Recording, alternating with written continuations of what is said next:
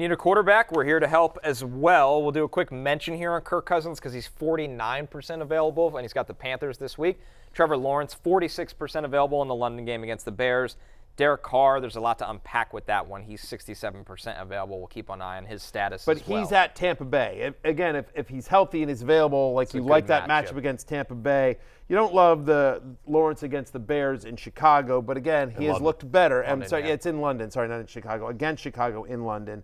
But certainly, if Cousins is available in your league, him playing at Carolina is better than any of the quarterbacks we're about ready to mention. So we'll see. And if you can choose between them as well, I would take Cousins over Lawrence the rest of the season. I would agree.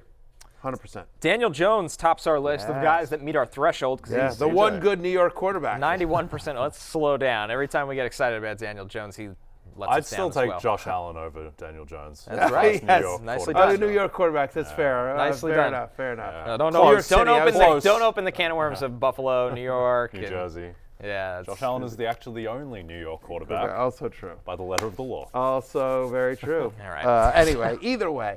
It was just a dumb joke, but thank you for the correction. That's all right. We have fact check on this mainstream media show. I was told there'd be no fact checking. I was told there was no fact checking. And there is Big Show sitting there fact checking. Yeah. So Daniel Jones is available in 91% of leagues. He's got the Bengals that, listen, Daniel Jones is no Lamar Jackson, but we've seen what happens with this Bengals defense. Very quietly, at least 18 fantasy points in 3 of the last 4 games. It's worth. He plays the Bengals, as you mentioned, on Sunday Night Football. There you go. Malik Neighbors, maybe returning. Malik Neighbors gets back as well. What a throw. Hopefully, he's running a little bit. 11 rushes for 38 yards in Week 5 against the Seahawks. That was one of the concerns about Jones, who has been a top 12 fantasy quarterback before, but coming off the major injury, would he run as much as he has in the past? And it seems like he is willing to do that as well.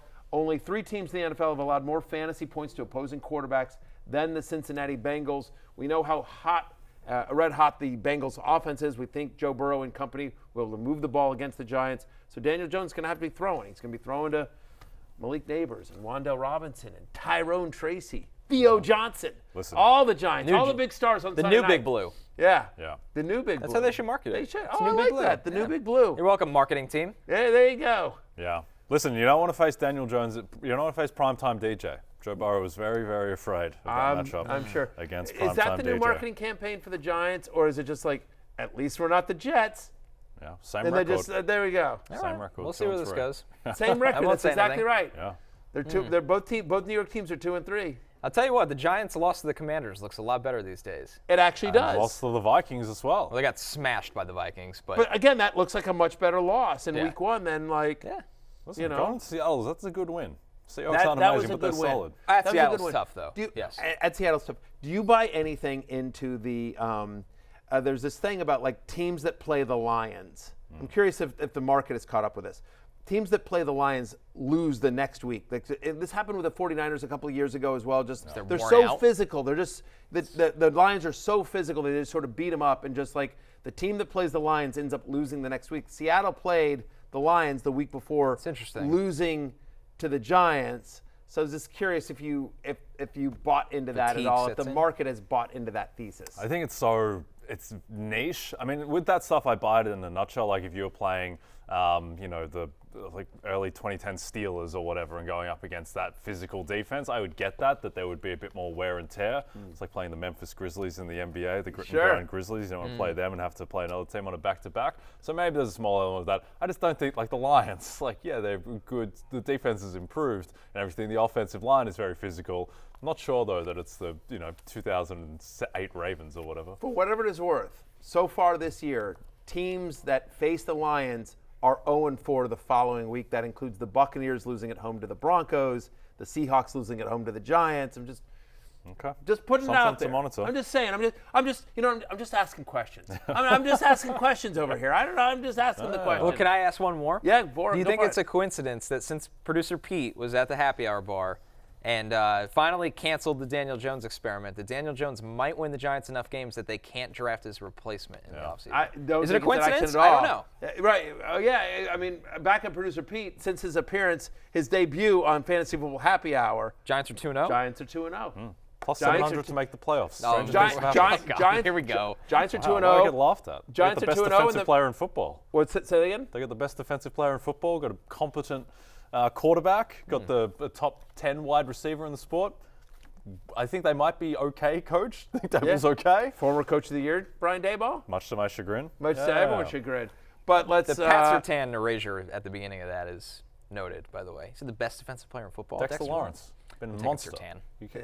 Yeah. Guard going Dexter off the Lawrence rails. one-on-one with He's very good. He's quite good. They're both very good. But also the Mets. The Mets are, 1-1. They got a chance to win Game 3 tonight. Right. Again, since backup producer Pete came on board, Mets continue to roll in the playoffs. That's a good point. It's a magic show if you can just get your way on air with us. You could change the tides of many things. Yeah, of whatever team you love. Joe Flacco, our next quarterback on the list, 92% available, Jay. Flacco still got it. Well, do you see? I don't know if you noticed, when Jay was like bringing up Pete and everything. He was filibustering to kill time. So, we have to cancel the last two. Yeah. We're running out of time, so we can't Let's get go to Joe tight ends. Flacco, former comeback player of the year, the current comeback player of the year, Joe Flacco.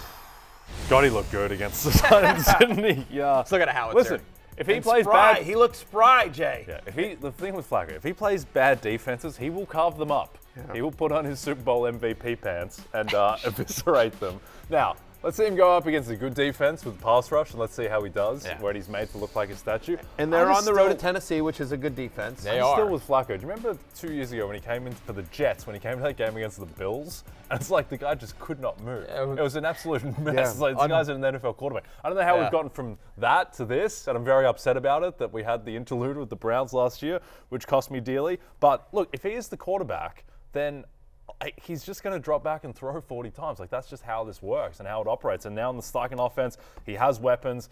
Now, the Titans have a much better defense than the Jags do. Yes. And I think Anthony Richardson is probably going to start anyway. But if it is Flacco, then I think he is startable. 7 straight games dating back to last season with multiple touchdown passes, averaging over 20 fantasy points per game in that stretch. Just saying. He just seems to put up 350 yards every time he's out there. It's insane. Yeah. Our last one here, Russell Wilson. Preemptively, look, I said this yesterday as well.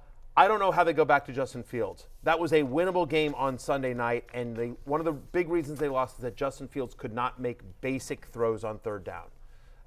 I get it that he's got some magic ability, but he also can't do some of the basic stuff. I think Russell Wilson is I'm just planting a flag here. I think Russell Wilson is the starting quarterback for the Steelers on Sunday.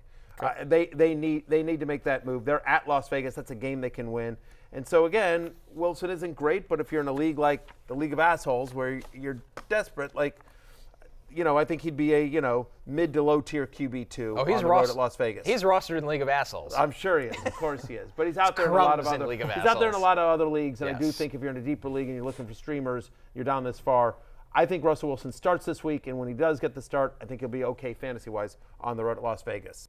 Hey, it's Matthew Berry from NBCSports.com and Rotoworld.com, and I want to thank you so much for watching whatever it is you just watched, or if nothing else, being too lazy to click out of the autoplay after this video started, after whatever it is you actually wanted to watch finished. But now that you're here, I'd like to take a moment here to ask you respectfully now, okay? I'm asking you respectfully to subscribe to the NFL on NBC YouTube channel.